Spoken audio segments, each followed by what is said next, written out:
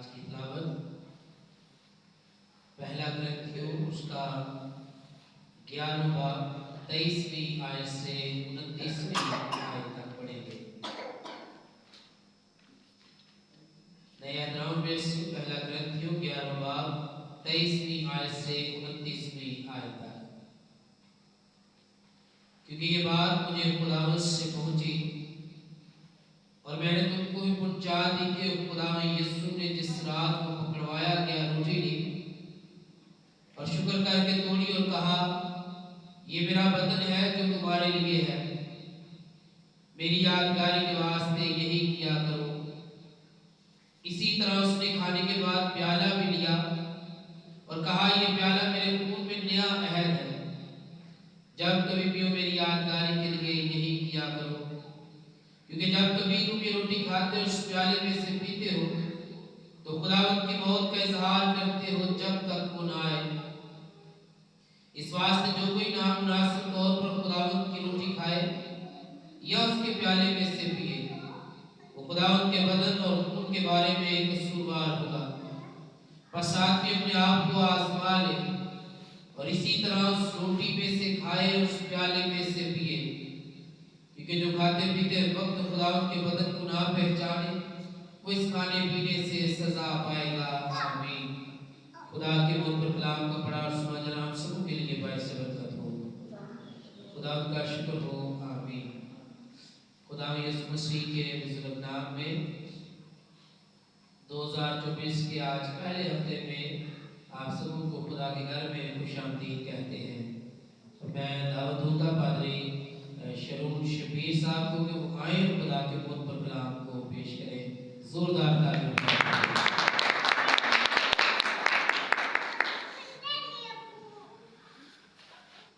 مسیح میں آپ سب کی سلامتی ہو۔ مسیح میں آپ سب کی سلامتی ہو۔ آپ کی بھی سلامتی ہو۔ آمین۔ پہلا کرنتھیوں اس کا 11واں باب 23ویں آیت سے 29ویں آیت آپ کے سامنے تلاوت کی گئی ہے۔ پہلا کرنتھیوں 11واں باب 23ویں آیت سے 29ویں آیت جو ہے وہ آپ کے سامنے تلاوت کی گئی ہے۔ اس سے پہلے کہ ہم اس کی تلاوت کی طرف جائیں، اس کے حوالے سے تعارف آپ کے سامنے پیش کرنا چاہتا ہوں۔ دنیا میں بہت سی چیزیں ہیں جو کھانے پینے کے لیے ہیں۔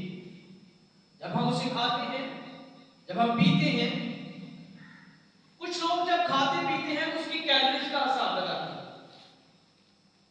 یہ کتنے کیلوریز کی ہے، ہمارے جسم کو اس سے کتنی طاقت ملے گی، کتنا زور ملے گا، کتنی قوت ملے گی۔ لیکن دنیا میں جتنے کھانے ہیں وہ صرف اور صرف جو ہیں وہ ہماری فزیکلی گروتھ کے لیے ہے، اس سے ہماری فزیکلی جو ضرورت ہے وہ پوری ہوتی ہے، جبکہ روحانی طور پر ہماری اس خوراک سے کوئی بھی ضرورت پوری نہیں ہوتی ہے۔ لیکن ایک خوراک ہے جس کو کھانے سے، پینے سے ہماری روحانی طور پر جو ہے وہ گروتھ ہوتی ہے، وہ میرے اور آپ کے خداوند یسوع مسیح کا بدن اور خون ہے، جس کو کھانے سے روحانی طور پر ہماری گروتھ ہوتی ہے، ہماری بڑھوتری ہوتی ہے۔ جب وہ خوراک ہم کھاتے ہیں تو ہمیں محسوس ہوتا ہے کہ واقعی ہی ہمارے جسم میں زور اور قوت آئی ہے۔ لیکن یاد رکھیے، یہ اس انسان کو محسوس ہوتا ہے جو روحانی طور پر خدا کے ساتھ جڑا، جو روحانی طور پر خدا کی قوت کو جو ہے وہ اپنی زندگی میں لے کر، خدا کی قوت کو اپنی زندگی میں لے کر اس کے ساتھ آگے آگے بڑھتا ہو، اس انسان کو یہ محسوس ہوتا ہے کہ جب اس پاک خوراک کو لیا جاتا ہے تو اس سے جو ہے روحانی برکت ملتی ہے، اور وہ روحانی خوراک شاید بانی ہے۔ آج سپہر خداوند کے زندہ کلام میں سے ہم لفظ شاید بانی کے بارے میں سیکھنے کی کوشش کریں۔ پرانے عہد نامے میں جب اس کے پس منظر پر غور کیا جاتا ہے تو پرانے عہد نامے میں شاید بانی کو فصح کا نام دیا گیا، جبکہ نئے عہد نامے میں اسے شائبانی کا نام دیا گیا۔ اب فساد جو ہے یہ ہے کیا؟ اصل میں فساد جو ہے ایک یہودی روایت ہے۔ جب مصری قوم بنی اسرائیل قوم پر غلبہ پائے ہوئے تھے، بنی اسرائیل قوم جب وہاں سے آزاد ہوئی، جب وہاں سے انہوں نے چھٹکارا پایا، جب ملک مصر سے نکل کر بحر قلزم کو پار کر کے تو بیابان میں آئے، تو وہاں پر انہوں نے خاص طور پر یہ فسح جو ہے یہ منائی۔ اور یہ فسح ایسا تہوار تھا کہ جس میں خاص طور پر اس بات کی آگاہی دی گئی کہ تم آزاد کیے گئے غلامی سے، تکلیفوں سے، پریشانیوں سے۔ اور یہ آزادی عام آزادی نہیں تھی، بلکہ یہ ابراہیم کے دور سے جو وعدہ کیا گیا تھا کہ میں تجھے بڑی قوم بناؤں گا، اور اسی میں ہمیں یہ بات یہ نظر آتی ہے کہ یہ اسیری میں جانے کو تھی، یہ تعلیم بھی دی گئی۔ 400 سال بعد جب یہ اسیری سے نکلے تو یہ اس خوشی کی علامت تھی، فسح منانا جو ہے یہ اس خوشی کی علامت تھی۔ اور اس خوشی کے لیے بنی اسرائیل قوم کیا کرتی تھی کہ بنی اسرائیل قوم اپنے آپ کو پاک کرتی تھی۔ کیا کرتی تھی جی؟ پاک کرتی تھی اپنے بدن کو، اپنی روح خدا کے حضور پیش کرتی تھی۔ روح تو آلریڈی پاک ہے، لیکن یہ لوگ روحانی طور پر اپنے آپ کو خدا کے حضور لے کر آتے ہیں۔ ہم بائبل مقدس کا بغور جب مطالعہ کرتے ہیں تو ہمیں وہاں سے پتہ چلتا ہے کہ بنی اسرائیل قوم جو ہے وہ کیسے کیسے خدا کے حضور جو ہے نافرمانی کرتی رہی، لیکن خدا پھر بھی ان پر رحم کرتا رہا۔ لیکن ایک بات بڑی خوبصورت ہے، وہ یہ کہ بنی اسرائیل قوم جیسے جیسے خدا کے حضور اپنے آپ کو پیش کرتی تھی، توبہ کرتی تھی، تو ان کی روحانیت کا معیار اس قدر بلند ہوتا تھا کہ واقعی خدا کو ان پر پیار آتا تھا۔ کیوں؟ کیونکہ روحانیت کے طور پر وہ اپنے آپ کو اس قدر جو ہے وہ پاک کرتے تھے، اس قدر وہ اپنے آپ کو صاف کرتے تھے، اور اس قدر خدا کے حکم کی تعمیل کرتے تھے کہ میں سمجھتا ہوں کہ اس وقت کے لحاظ سے یہودی قوم کی طرح حکموں کی پاسداری کوئی بھی نہیں کرتا ہوگا۔ نو ڈاؤٹ کہ بنی اسرائیل قوم جو ہے وہ نافرمان بھی رہی، انہوں نے غلط کام بھی کیے، لیکن جب روحانیت کے معیار میں اترتے تھے تو بھائی ان جیسا کوئی نہیں تھا۔ اس لیے خدا ان سے اس قدر پیار کرتا تھا، کیونکہ ان کی پاکیزگی کی علامت جو ہے وہ کسی قوم کے برابر نہیں تھی، وہ سب سے اعلیٰ تھی، سب سے اتم تھی، اسی لیے خدا ان سے پیار کرتا ہے۔ تب وہ لوگ جو ہے وہ فسح میں شامل ہوتے تھے، اپنے آپ کو پاک، اپنے آپ کو صاف کرتے تھے۔ یہی رسم جب نئے عہد نامے میں آئی تو مسیح یسوع نے شریعت کو پورا کیا۔ انہوں نے فسح کو منانے کے لیے اپنے جو شاگرد ہیں ان کو اکٹھا کیا، اور اس کو نام آگے جب ہم آتے ہیں نئے عہد نامہ کو پڑھتے ہیں تو فسح سے اس کا نام جو ہے نئے عہد نامہ کے مطابق جو ہے وہ شائبانی پڑ گیا۔ اب شائبانی جو ہے قدیم الایام میں تو یہودی قوم جو ہے اس کے لیے پیغام تھا کہ وہ کس طرح سے اپنے آپ کو پاک، لیکن اب جو ہے نئے عہد نامے کے مطابق جو ہے ہمارے لیے کیا تعلیم ہے؟ ہمارے لیے تعلیم کی ہے، اس کے بارے میں ایک رائٹر ہے جن کا نام F.G. پیٹرسن ہے۔ ان کا کہنا ہے کہ اگر ہم گناہ کے الزام کو دور کیے بغیر شائبانی لیتے ہیں تو خدا کو نہیں پہچانتے۔ اس پاک سیکرامنٹ میں شامل ہونے کے لیے، مسیح یسوع کے بدن کو، گوشت کو، خون کو اپنی زندگی میں لینے کے لیے اگر ہم اپنے آپ کو صاف نہیں کرتے، من کو، اس دل کو صاف نہیں کرتے ہیں، تو اس کا مطلب ہے کہ ہم اسے نہیں پہچانتے، اور ہم کیا ہیں جی؟ سزاوار۔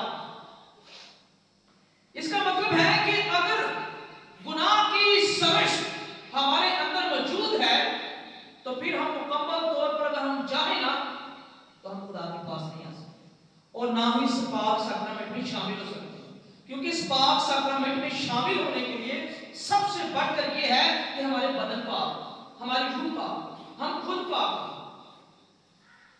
یہ دل پاک ہوگا نا تو اس دل سے ہر چیز جو ہے وہ کنیکٹ ہے، دماغ اس سے کنیکٹ ہے، جسم اس سے کنیکٹ ہے، تو جب یہ پاک ہوگا تو ہر چیز پاک ہوگی، ہر جگہ سے یہ پیغام آئے گا کہ بھائی تو صاف ہو چکا ہے، تو کلیئر ہو چکا ہے، اب تو جا سکتا ہے، اب تو سیکرمنٹ میں شامل ہو سکتا ہے، اب تو اشیائے پانی لینے کے لیے تیار ہے۔ لیکن دنوی طور پر اگر بات کی جائے تو دنوی طور پر ہم اس شائع پانی کو ایک بڑی عام رسم سمجھتے ہیں، اس کے بارے میں جو رائٹر ہے وہ بڑی اسے خوبصورتی سے بیان کرتے ہیں، وہ کہتے ہیں ضیافت اور محبت شائع پانی کے ساتھ منسلک تھی، ضیافت اور محبت جو ہے شائع پانی کے ساتھ منسلک تھی، اس لیے اس کو ضیافت عام سمجھنا غلط ہے۔ عام لوگ اسے یہ سمجھتے ہیں کہ جناب یہ ایک رسم ہے، گئے منہ اٹھایا اور جا کے جناب شائع پانی میں شامل ہو۔ ہماری یہ بات بڑی چبھنے والی ہے، ہمارے زیادہ تر جو نوجوان جو نسل ہے وہ اس چیز کو زیادہ عام سمجھتی ہے، وہ اس چیز کو خاص نہیں لیتی، وہ کہتی ہے کہ ٹھیک ہے رسم ہے نا، لوگ کہتے ہیں یار یہ جناب پورا حبیب بندہ ہی ہوگی بڑی گل پہ دھکا چھوٹا جی یار یہ شاید بن نو ڈاؤٹ یہ آپ کے لیے تکلیف دہ عمل بن سکتی ہے، یہ آپ کے لیے پریشانی کا سبب بن سکتی ہے۔ نو ڈاؤٹ خدا کے کلام میں لکھا ہے کہ جوانی کے فرزند ایسے ہیں کہ جیسے زبردست کے ہاتھ میں تیر، لیکن بھائی ہمیں نوجوان ہوتے ہوئے ہمیں یہ بھی سمجھنا ہے کہ اگر خدا نے ہمیں یہ ٹائم دے دیا ہے تو ہم اس کے لیے خود کو تیار کریں۔ میچور لوگ بھی ہیں اس میں شامل، میچور لوگ بھی اس میں شامل ہیں، لیکن یاد رکھیے میچور لوگ زیادہ تر غلطیاں نہیں کرتے، زیادہ تر وہ نوجوان غلطیاں کرتے ہیں جو نادان ہیں، جن کو اس چیز کا پتہ نہیں ہے۔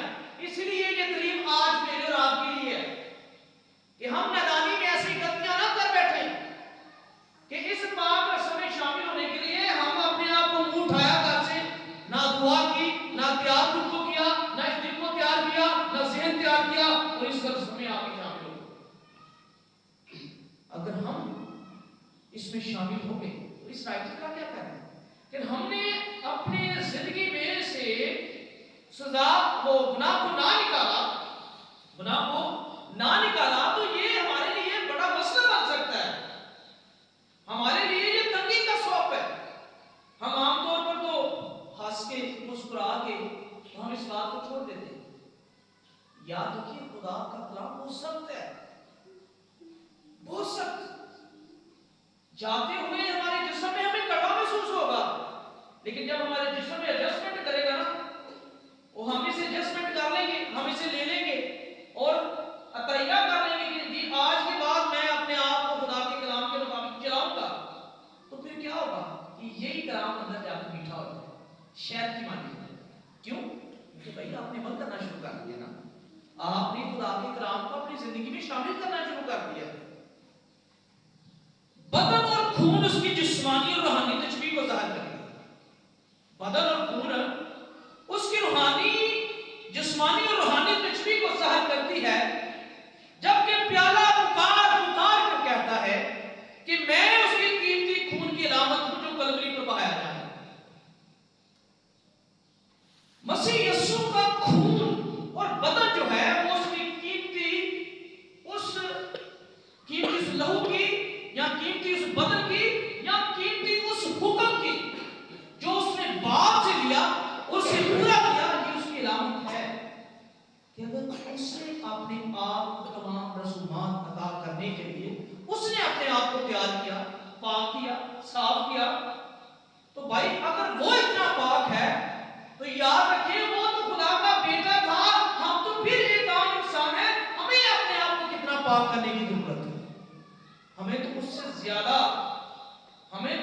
سے زیادہ ضرورت ہے کہ ہم اپنے آپ کو خدا کی اس شائبانی کے رسم میں تیار کرنے کے لیے ہم اپنے آپ کو زیادہ سے زیادہ صاف کریں۔ اپنے آپ کو زیادہ سے زیادہ پاک کریں. اگر نہ کیا، اپنے دل میں سے تمام دوستوں کو نہ نکالا، تو ہم سزاوار ٹھہریں گے اس رسم میں شامل. اگر منہ اٹھایا آگے تو ہم تو دیکھیں، ہم تو کہتے ہیں کہ یہ رسم ہے، یہ تو آپ کے خدا کو پتا ہے. لوگ تو دیکھیں نا، لوگ ایسے لگا کر نہیں دیکھتے کہ یار اس نے اپنے آپ کو پاک کیا ہے یا صاف کیا ہے یا دار سے نہا کیا ہے، غسل کیا ہے، بائبل پڑھی یا دعا کیا ہے. ایسے لگا کے لوگ نہیں دیکھتے چرچ میں جب آتے ہیں. صرف یہ رابطہ خدا اور آپ کے درمیان ہوتا ہے. آپ خدا کو بتا رہے ہوتے ہیں اور خدا آپ کو دیکھ رہا ہوتا ہے کہ کیا واقعی ہی میرا بندہ اس قدر جو ہے وہ پلان تیار کر کے آیا، تیاری کر کے آیا. کیونکہ جب تیاری ہوتی ہے نا تو پھر آپ خطا نہیں کھاتے. جب تیاری ہوتی ہے تو پھر آپ فتح حاصل کرتے ہیں. آمین. تیاری جب ہوتی ہے پھر فتح حاصل کرتے ہیں. شاید پانی میں شامل ہونے کے لیے دو تقاضے ہیں. دو تقاضے کیا ہیں؟ ایک تو یہ نمبر 1 وہ نجات یافتہ ہو شخص، نجات یافتہ. پھر دوسرا جو ہے وہ یہ ہے وہ متواتر ایسی زندگی بسر کرتا ہو جو مسیح کی موت کی یادگار کے ساتھ مطابقت رکھتی ہو. مطلب ایک انسان جو ہے اس کی زندگی ایسی ہونی چاہیے جو خداوند یسوع مسیح کے ساتھ جو ہے وہ مطابقت رکھتی ہو، اس کے ساتھ رابطہ رکھتی ہو، اس کے سی اصول بناتی ہو، اس کے اندر جو ہے وہ شبیہ شامل ہو. ایسی دو چیزیں جو ہے وہ شاید پانی میں شامل ہونے کے لیے، ایسی دو چیزیں انسان کے اندر ہونا شامل جو ہے وہ ضروری ہوتی ہے. دو تقاضے. اس کے بارے میں ایک رائٹر کہتے ہیں کہ جب ایماندار روٹی اور شیرہ لیتا ہے نا، جب ایماندار روٹی اور شیرہ لیتا ہے تو وہ مسیح میں جتنا ایمان رکھتا ہے اس نسبت سے روحانی برکت حاصل کرتا ہے.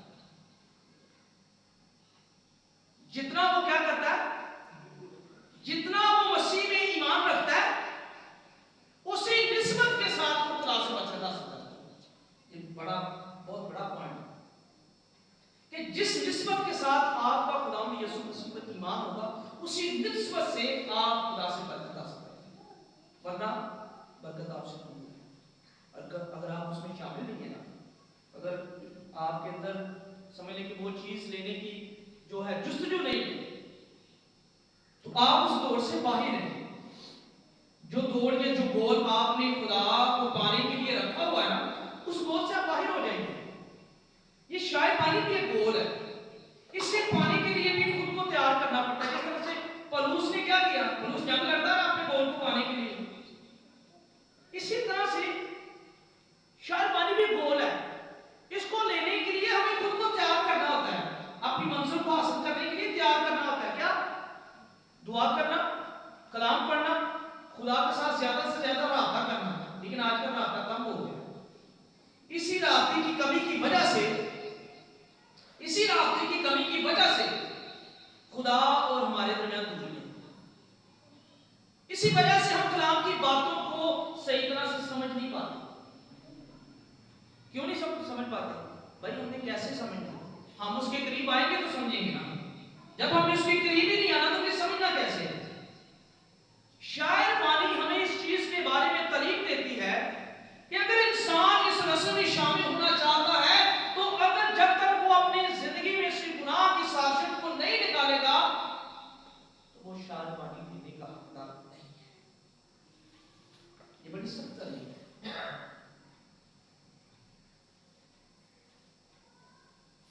ایک رائٹر ہے وہ اس کو بڑی خوبصورت طریقے سے بیان کرتے ہیں. گوٹٹ ان کا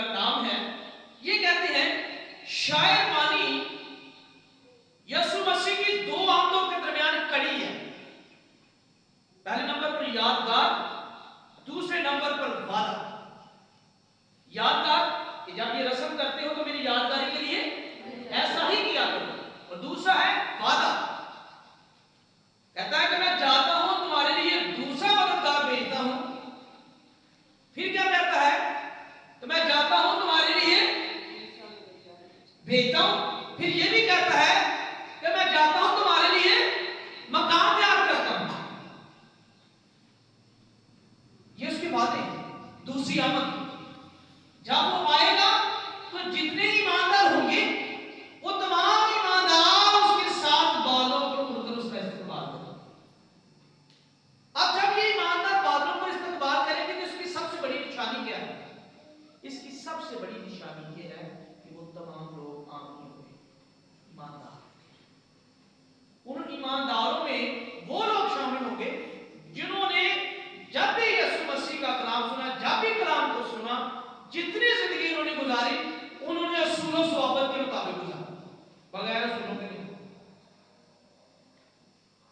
کیونکہ ایک مسیحی ہونے کے لیے اس کی زندگی میں اصول پسند ہونا اس کے لیے بہت ضروری ہے. اصول پسند کیا ہے؟ مسیحی ہونے کے لیے اس کے اصول اس کے اندر کیا ہونے چاہیے کہ جتنی بھی رسومات ہیں مسیح میں شامل ہونے کے لیے ان تمام رسومات پر ایمان رکھتا ہوں، ان تمام رسومات پر عمل کرتا ہوں. نو ڈاؤٹ کہ یہ کوئی آسان کام نہیں ہے، لیکن یاد رکھیے ہمیشہ جیت اسی انسان کی ہوتی ہے جو مشکلات میں سے گزرتا ہے. یہ راستے آسان نہیں ہے، لیکن یاد رکھیے جیت ہمیشہ اسی انسان کی ہوتی ہے جو مشکلات میں سے گزرتا ہے. دلیری اسی انسان کی ہوتی ہے کہ جو مشکلات میں سے گزرتا ہے.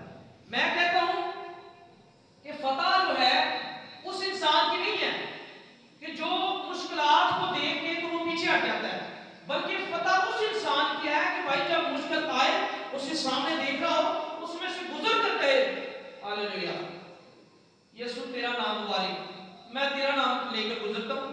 یہ مشکلات جو ہے میرے سامنے کچھ نہیں. مشکلات کا سامنا کر کے اس میں سے گزر جانا جو ہے یہ دلیری کی علامت ہے، یہ فتح مندی کی علامت ہے. کیونکہ جب اس میں سے مشکلات میں سے گزریں گے تو کیا ہوگا؟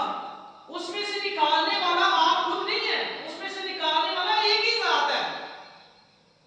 وہ ذات میرا اور آپ کا خدا یسوع مسیح ہے. کیونکہ ہمیشہ جب بھی فتح ملتی ہے باپ ڈائریکٹ نہیں دیکھتا، باپ بیٹے میں سے ہو کر دیکھتا ہے. باپ کیا کرتا ہے؟ ڈائریکٹ نہیں دیکھتا اپنے بندے کو، وہ بیٹے میں سے ہو کر دیکھتا ہے. جب بیٹے میں سے ہو کر دیکھتا ہے تو بیٹا کیا کہتا ہے؟ یہ میرا بندہ ہے، اس کے لیے میں نے بندہ ہے. پھر کیا ہوتی ہے؟ فتح آ جاتی ہے. پھر روز ادھروں گوائیاں ہر پاس گوائیاں. صرف کس چیز کے لیے؟ کہ جب ہم ہر رسم میں، ہر طریقہ کار میں اپنے آپ کو خدا کے مطابق چلانا شروع کر دیں.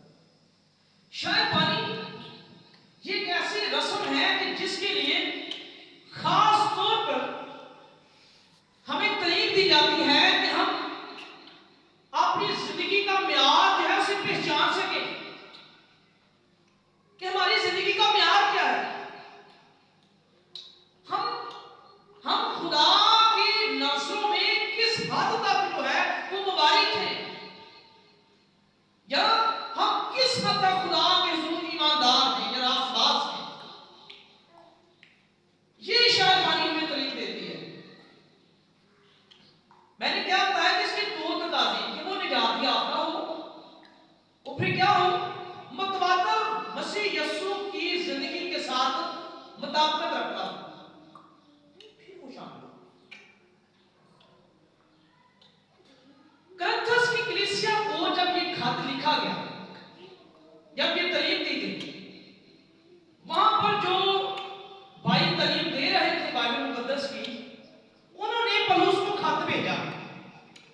انہوں نے کہا کہ پولس بھائی یہاں پر کرنتھس کی کلیسیا جو ہے وہ بڑا کام کر رہی ہے. تو پولس نے خط لکھا. عالم کہتے ہیں کہ کرنتھس کی کلیسیا جو ہے یہ قصوروار تھی.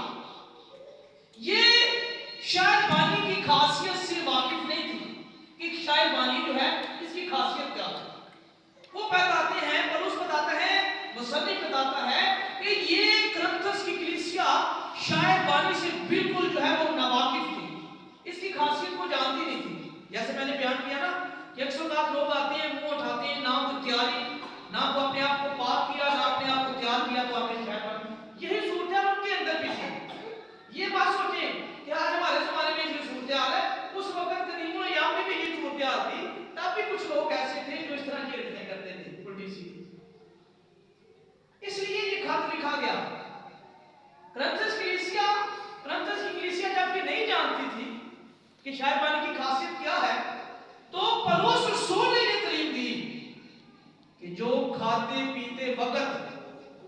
नामनासुब तौर पर इसे ना जाने को क्या हो गया, कसूर बात। लेकिन हम इस बात को नरम लेते हैं, हम इस बात को कुछ जानते हैं, हम इस बात को कहते हैं तो आहो कसूर बात छोटा जी है क्या बड़ा, हम आम लेते हैं इस चीज को। लेकिन याद रखिए ये तरीन इतनी सख्त है कि आपके रोंगटे खड़े हो जाएंगे। लेकिन ये कड़वी तरीन है ना, ये जिसके दिल पर लगती है आसानी से हजम नहीं होती, बड़ी मुश्किल से हजम होती है। लेकिन याद रखिए जो हजम कर लेता है उसी के लिए बरकत है, जो एडजस्टमेंट कर लेता है उसी के लिए बरकत है। मतलब तैयार कैसे करना है अपने आप भाई, सारा दामदार इस चीज पर है, ये दिल पर है। ये हार्ट जब तैयार होता है ना, ये मैसेज देता है दिमाग को, फिर आप आगे आप काम करना शुरू करते हैं, फिर आप आगे हरकत करना शुरू करते हैं। जब आप अपना ज़हन तैयार कर लेते हैं, हाँ मैं साफ हो चुका हूं, अब मैं शाबानी लेने के लिए तैयार हूं, खुद ब खुद जो है दिमाग जब वो मैसेज देता है, उठ भाई अपनी गलती जाके खुदा की रस्म में शामिल।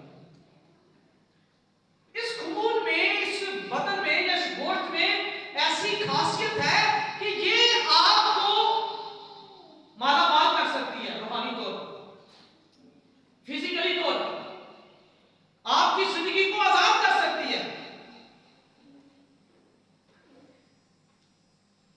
एक छोटी सी बात आपको बताऊंगा, बड़े साल पहले जो है ये बात जो है वो मशहूर हुई कि कलवरी के पहाड़ पर जब यीशु मसीह का खून जो है वो बहा, उसे सलीब दिया गया, तो उस सलीब से बहने वाला खून जब पत्थरों के नीचे से गुजरता हुआ पत्थर से नीचे तक गया, पहाड़ी के नीचे खो में चला गया, तो कुछ उलमा का कहना है कि वो वहां पर ये गालबन माहरे जो साइंटिस्ट हैं या ज़ूलॉजिस्ट हैं, जो जमीन की जो है वो चेकिंग करते हैं या दरख्तों की चेकिंग करते हैं या पुरानी चीजें जो उनको मिलती हैं उनको चेक करते हैं कि ये कितनी पुरानी चीज है, कितना अरसा पुरानी है, कितने सालों पुरानी है। तो वो वहां पर जब चेकिंग करने के लिए गए तो उनको वहां पर यीशु मसीह का लहू मिला। अब वहां पर एक आम इंसान जो था वो बीमार था, बीमारी की हालत में था। तो आलिम कहते हैं कि ये खून वो था जब यीशु मसीह खून अपना उसका बहा, जब वो सलीब पर था तो उसका खून जो है वो सलीब से बहता हुआ नीचे तक आ चुका था, और नीचे वो जो समझ लें कि जो नीचे खोल बना हुआ था या जितने या पहाड़ी जहां से खाली थी वहां पर वो क्या करके आए थे, वो बाकायदा तौर पर वहां पर कुछ चीजें ढूंढने के लिए आए थे, और वहां उसी जगह पर यीशु मसीह का लहू जो वो नीचे पड़ा हुआ था, वो जम चुका था और पहचान में नहीं था कि ये रंग है या लहू है। कहा जाता है कि ये बीमार आदमी जो है ये वैसे ही उस लहू के पास गया या गिरा और लहू को कहीं उसका हाथ लगा या उसका जिस्म जो है वो छुआ गया, तो उसने अपने अंदर अजीब सी करंट महसूस की। उसने कहा कि मुझे ऐसा फील हुआ है कि मुझे जोर मिला है, ऐसा हुआ कि जैसे मेरी जिस्म में जो बीमारी थी वो खत्म हो गई है। उसने कहा कि मुझे ऐसा लग रहा है कि जैसे मैं शिफा हुआ। उसने कहा कि अजीब सी कसरत है कि मेरा हाथ लगा, मुझे फील हुआ कि मेरे अंदर अजीब सी कुव्वत आ गई है। वो उस टुकड़े को या उस लहू को जो उसका डेरा बना हुआ था उसे लेकर के रिसर्च की। जब रिसर्च की तो पता चला कि ये आज से बड़े साल पहले जो है एक बेनाम बागी जिसका नाम यीशु मसीह था उसका लहू है। और रिसर्च की गई और कहा गया कि उस लहू में जो क्रोमोसोम पाए गए थे वो 23 थे, और ये 23 क्रोमोसोम उसकी मां से उसके अंदर दाखिल हुए, क्योंकि मेरा और आपका खुदा में यीशु बिन बाप के पैदा हुआ था। और अगर उस ब्लड में 44 क्रोमोसोम होते तो फिर पता लगना था कि ये बाप की भी क्रोमोसोम है, लेकिन वो रूह अल कुदस के वसीले से पैदा हुआ था। और वो लहू आम लहू नहीं था बल्कि खास लहू था। ان ایام میں اگر اس لہو سے لوگ شفائی پا رہے تھے، رہائی پا رہے تھے، تو آج بھی یاد رکھیے کہ جب آپ اس خون اور گوشت میں شامل ہوں گے، جب آپ اسے مبارک سمجھ اس خون اور گوشت میں شامل ہوں گے، تو اگر وہ زندگیاں آزاد ہو سکتی ہیں تو پھر آپ بھی آزاد ہو سکتے ہیں۔ اگر وہ زندگیاں آزاد ہو سکتی ہیں تو آپ بھی آزاد ہو سکتے ہیں۔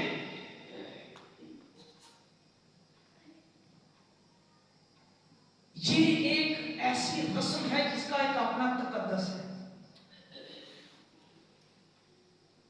اس کے تقدس کو نظر انداز کرنا خدا کی طرف سے سزا کا باعث ہے۔